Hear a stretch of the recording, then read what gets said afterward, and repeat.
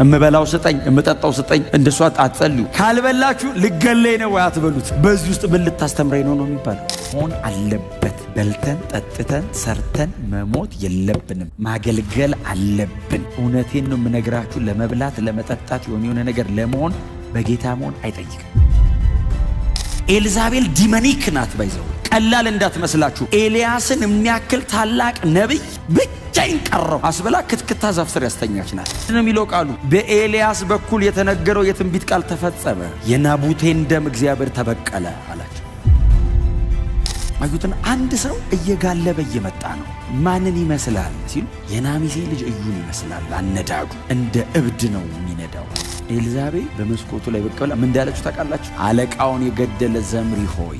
በጣም ከባድ ቀን እኮ ነው። ዘምሪ አለቃውን ገሎ ነው የነገሰው። አለቃን ገለል ነግስ ነው አለች።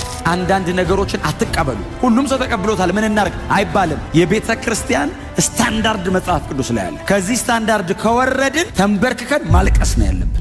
እግዚአብሔር ኤልያስን በጣም አጣደፈው እና በዛ ምክንያት ነው ኤልሳ አገልግሎ ልክ ጊዜው ሲደርስ ከነቢያት ማህበር መካከል አንዱን ጠራው ይላል። የነቢያት ማህበር ማለት 50 ሆነው በየከተማው አሉና እዚህ አብሮት ካሉት መካከል አንዱን ጠራውና ጎልማሳ ነብይ ነው። ጠራውና በቀንድ ዘይት ሞልተ ሩጥ፣ ከዛ ሲለው በሬማት ወደምትገኘው ወደ ገለዓድ ሂድ እና እዛ አለቆች የሚሰበሰቡበት ከተማ ነው። ሹማምንት የሚሰበሰቡበት ከተማ እና እዛ ሹማምንት መካከል አንድ ሰው ታገኛለህ አለው። የናሚሴን የልጅ ልጅ የማን ልጅ ነው የሚለው? ከዛ የዮሳፍጥ ልጅ እዩን ታገኘዋለህ። ስታገኘው ከመካከል ለይታ አውጣው እና ከመካከል አውጣውና ሲለው እሺ ሲለው ለየው ከመሃልና ለብቻ ወደ ውስጥ ይዘው ግባ አለው። እና ይዘው ስትገባ ለምንድን ነው ቢሉ ፈልጌው ነው ብለህ ይዘው ግባና በሩን ዘግተህ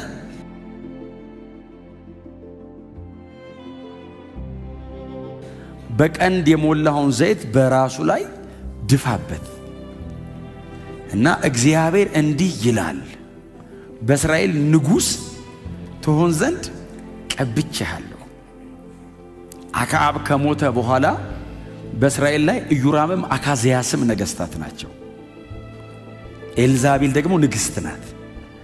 እነሱ እያሉ እግዚአብሔር እዩን ንጉሥ አድርጌሃለሁ። ምክንያቱም ኤልዛቤል እስራኤላዊ አይደለችም።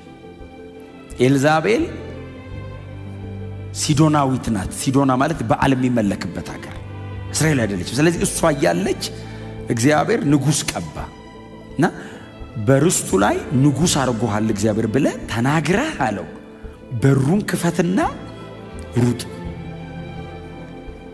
ሙገሳም ስድብም አይሰማም ሰው በጭንቅላቱ ላይ ልክ ደረሰ አይደለም ይለው ሬማት ወዳለች ወደ ገለዓድ ደረሰና አገኘ። ኤልሳ ያለውን አገኘ። ኤልሳ እንደምታውቁት ነው እንግዲህ በጣም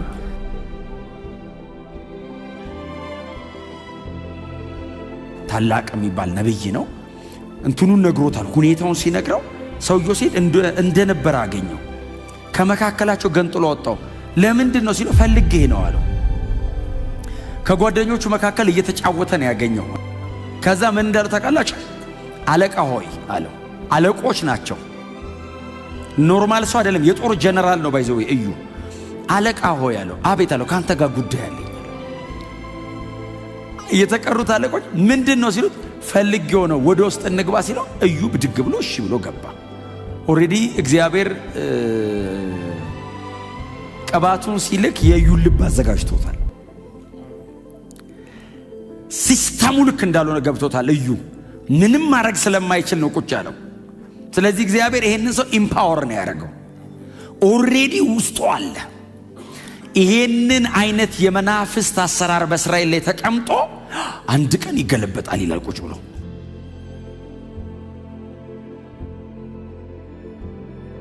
ግን በምን ኃይል ይገልብጠው? ኤልዛቤል ዲመኒክ ናት። ባይዘው ቀላል እንዳትመስላችሁ። ኤልያስን የሚያክል ታላቅ ነብይ ብቻዬን ቀረው አስበላ ክትክታ ዛፍ ስር ያስተኛች ናት። አሁን ሰው ሁሉ ኤልዛቤል አንድ ግለሰብ ነው የምትመስለው። አይደለም፣ ስፒሪት ነው ከጀርባዋ የሚሰራ። ሴትዮዋ አንድ ግለሰብ ናት፣ ግን ከጀርባዋ ስፒሪት አለ። ኤልያስን የሚያክል እሳት ከሰማይ ፊዚካሊ ሰው በአይን የሚያዩን እሳት የሚያወርድ ሰውዬ አቅም አሳጥተዋለች። ያን ያክል እስራኤልን ረግጦ ነው የያዘው ኤልዛቤል ላይ ያለው አሰራር። ስለዚህ እዩ ቁጭ ብሎ ይጠብቅ። ኤልሳ ስለከበደ በኤልሳ ዘመን መንቀሳቀስ አልቻለችም። በኤልያስ ዘመን እንደፈለገ ሆናለች። ኤልሳ ግን እጥፍ ነበር አይደል ላይ የነበረው ነገር። ስለዚህ ኤልዛቤል አንድም ቦታ ኤልሳን ለመቃወምም ሬዚስት ለማድረግም ስትመጣ አታገኘትም፣ አትችለውም፣ ረግጦታል። እዩ ደግሞ መቅበር አለበት።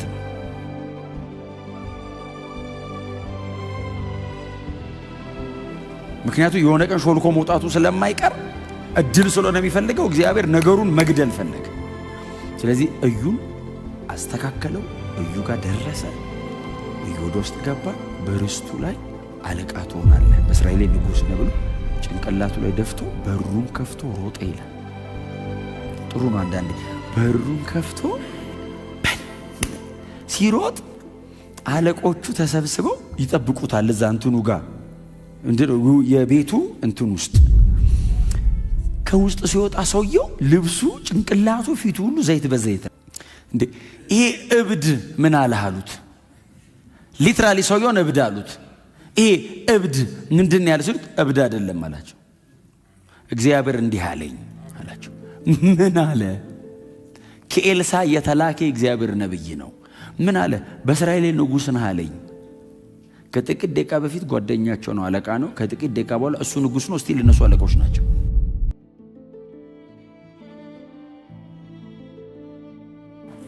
እግዚአብሔር ሲመጣ ከባድ ነው። እስቲል እነሱ አለቃ ናቸው፣ ተመጣጣኝ። እሱስ ንጉሥ ሆነ። ንጉሥ ሆንኩ ሲላቸው መጽሐፍ ሲናገር ልብሳቸውን አውልቀው አነጠፉ ይላል። ንጉሥ ሆይ አሉት።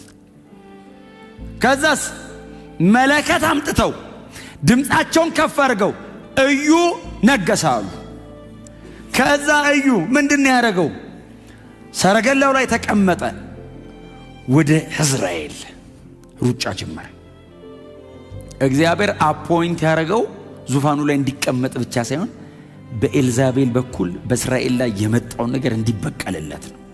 እግዚአብሔር ለሪቬንጅ ነው አኖይንት ያደረገው፣ ሊበቀል ነው። የእግዚአብሔርን ቁጣ በእስራኤል ላይ ማሳያ ነው ይሄ ሰውዬ። እና ወደ እስራኤል እየሮጠ ሲሄድ መንገድ ላይ ኢዮራምን አገኘው። እየሄደ እያለ ኢዮራምን ሲያገኘው ሰላም ነውና አለው።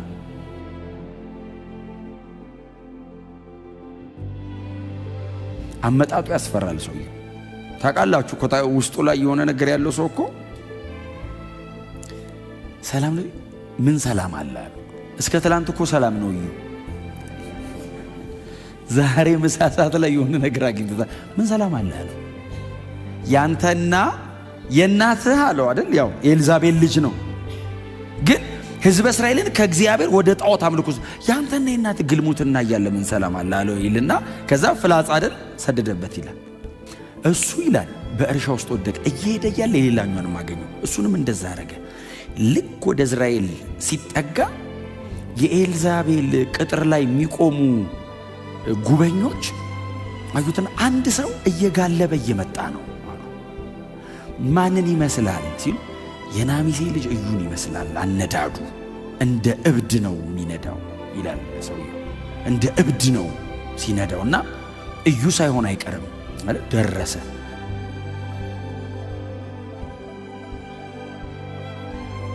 ቅጥር ላይ ያለውን ሰውዬም ጠየቀው፣ ሰላም ነውን ሲለው እምትተባበረኝ ከሆነ ሰረገላ ይለውታል፣ ካልተባበረከኝ ቤተ መንግሥት ሲገባ ኤልዛቤል በመስኮቱ ላይ ብቅ ብላ ምን እንዳለችው ታውቃላችሁ? አለቃውን የገደለ ዘምሪ ሆይ አለችው። በጣም ከባድ ቀን እኮ ነው። ዘምሪ አለቃውን ገሎ ነው የነገሰው።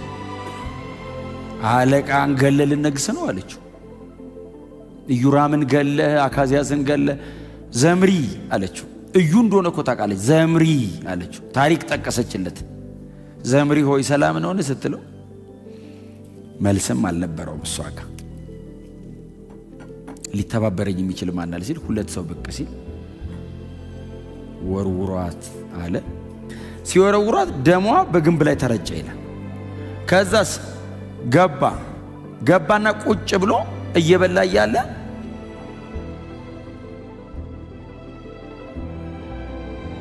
የኤልዛቤልን ሬሳ አሉ ቤተ መንግሥት ውስጥ እኮ ነው ውሾች እየበሉት ነው። ምንድነው የሚለው ቃሉ? በኤልያስ በኩል የተነገረው የትንቢት ቃል ተፈጸመ ማለት የናቡቴን ደም እግዚአብሔር ተበቀለ አላቸው። እሱ ብቻ እንዳይመስላችሁ የቀረ አንድ ሰው እንዳይቀር አድርጎ ወደ በዓል አምልኮ የሄዱትን በሙሉ ዞር አረጋቸው። የቤተ ክርስቲያን ክብር፣ የቤተ ክርስቲያን መልክ መመለስ አለበት። መጋደላችን ከስጋና ከደም ጋር አይደለም። ይህ አዲስ ኪዳን ነው። ከስጋ ለባሽ ጀርባ የሚሰራ የመንፈስ አሰራር አለ። እግዚአብሔር ይሄንን የሚበቀለው በእናንተ ነው። ራሳችሁን አዘጋጁ። አንዳንድ ነገሮችን አትቀበሉ። ሁሉም ሰው ተቀብሎታል ምን እናርግ አይባልም። የቤተ ክርስቲያን ስታንዳርድ መጽሐፍ ቅዱስ ላይ አለ። ከዚህ ስታንዳርድ ከወረድን ተንበርክከን ማልቀስ ነው ያለብን።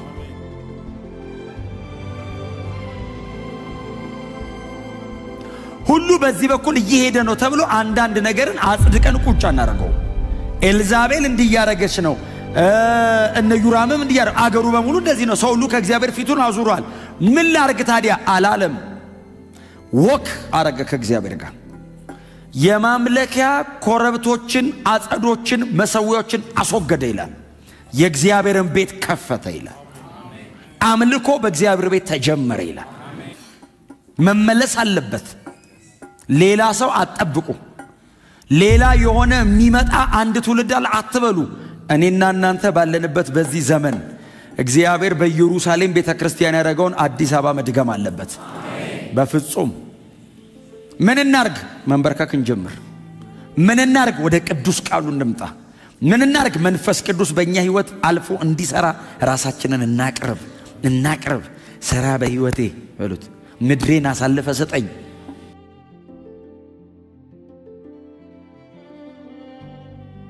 ለምኑት።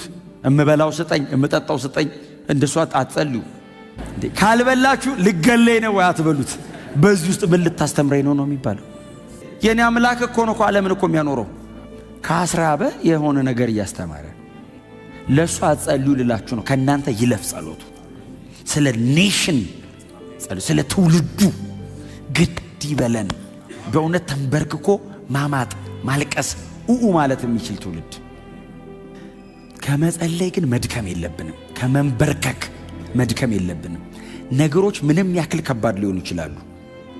በጣም ኢንቲሜት መሆን አለብን ከጌታ ጋር። ይሄንን ትውልድ ማዳን እግዚአብሔር የሚፈልገው በእኔና በእናንተ። እውነቴን ነው የምላችሁ። ሌላ አሳይመንት ለሌላ ትውልድ መስጠት የለብንም። እኛ ጨርሰን የሚቀጥለው ትውልድ የተስተካከለ ነገር ላይ መግባት አለበት። በቃ እግዚአብሔር ቤተ ክርስቲያንን በብዙ ኃይል በብዙ ክብር ያድሳታል። ቤተ ክርስቲያን ሁሌ እግዚአብሔር ናት፣ ያድሳታል። በእኛ ቢያድሳት ግን የተሻለ ነው። ለእኛ እግዚአብሔር ማድረሱ አይቀርም። እግዚአብሔር አደርጋለሁ ያለው ማድረጉ አይቀርም። ግን በዚህ ትውልድ ማድረግ አለበት። ግን በእኔና በእናንተ ማድረግ አለበት። ሰዎች አይናቸውን ወደ ጌታ ዞር ማድረግ አለባቸው። አይናቸውን ወደ ወንጌል መመለስ አለባቸው። ሌሎች ርዕሶች በሙሉ ከእግዚአብሔር ቤት ተጠርገው መውጣት አለባቸው። ኢየሱስ እንግዳ መሆን የለበትም። ቸርች መመለስ አለበት። ይሄ ክብር የሐዋርያት ቤተ ክርስቲያን። በእውነት ቤተ ክርስቲያን በዚህ አይነት መንገድ፣ ትውልዳችን በዚህ አይነት መንገድ፣ ምድራችን እንደዚህ ሆና በፍጹም መተኛት የለብን። በፍጹም ቀባኝ እንዳንለው ይሄ ሁሉ ኃይል ወርዷል ላያችን ላይ። ይሄ ሁሉ መንፈስ ቅዱስን የሚያክል ግዙፍ አምላክ እኛ ውስጥ እኮ አለ። መንፈስ ቅዱስ የኃይል ምንጭ ነው። ይሄዳል። ታዩታላችሁ ሲሰራ። እኔ ስሰራ ነው የማልችለው።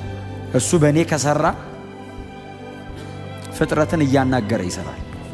ሰው ብቻ እንዳይመስል ግዑዝ ነገር እያዘዘ ይሰራል። ይሄው መጽሐፉ ላይ እንደሱ ነው ያነበብነው። ክብር ለኢየሱስ ይሁን። እግዚአብሔር በእናንተ ይበቀል። በእውነት ልክ አኖይንቲንጉ ላይ ሲመጣ አንተ አቲቲዩድ ተቀየረ። ብድግ አለ። ነገስኩ። ሰው ዝም ብሎ ነገስኩ ይላል እንዴ? አገር ሰብሰባ የምትገድል ኤልዛቤል ባለችበት አገር ነገስኳል። ብድግ አለ። አቲቲዩዱን ቀየረው። ቦልድነሱ ተቀየረ። ፖዚሽናሊ እግዚአብሔር ለወጠው ሰውየው። አኖይንት እኮ ነው ያደረገው። ከውስጥ ወደ ውጭ ቀየረው ሰውየው። እግዚአብሔር ይሄንን በእኔና በእናንተ ዘመን ያርግ። መሆን አለበት። በልተን ጠጥተን ሰርተን መሞት የለብንም። ማገልገል አለብን። እውነቴን ነው የምነግራችሁ። ለመብላት ለመጠጣት የሆነ ነገር ለመሆን በጌታ መሆን አይጠይቅም። ናቹራል ማን እንደዚህ ይሆናል። ስፒሪቹዋል ከሆንን መንፈስ ቅዱስ በእኛ ካለ ሰምቲንግ ኤክስትራ ኦርዲነሪ የሆነ ነገር መከናወን አለበት። እስቲ አሜን በሉ። እጃችሁን ዘርግታችሁ የማትሰሩትን መንፈስ ቅዱስ በእናንተ ዘርግቶ መስራት አለበት። እናንተ ተቀምጣችሁ የማትችሉትን መንፈስ ቅዱስ ከእናንተ ጋር ቁጭ ብሎ ማድረግ አለበት። እግዚአብሔር ከሰው ጋር አብሮ ሲሆን የሚሆን ነገር በእናንተ ሕይወት መሆን አለበት። እግዚአብሔር ከሰው ጋር ሲሆን የሚሆን ነገር አለ። ብቻህን ስትሆንና እግዚአብሔር አብሮ ሲኖር አንድ አይነት አይደለም።